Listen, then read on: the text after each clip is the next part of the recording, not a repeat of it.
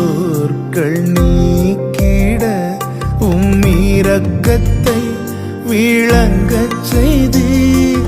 நிந்தித்தோரின் கண்கள் முன்னே நினைத்தீரா அற்புதம் செய்தீர். நித்தியரே நிரந்தரமே நீதியால் நிறைந்தவரே. நித்தியரே நிரந்தரமே நீதியால் நிறைந்தவரே. தோளில் இருந்து உயர்த்தினீர், தூக்கி என்னை நிறுத்தினீர், துதித்து பாட வைத்தீர். அல்லே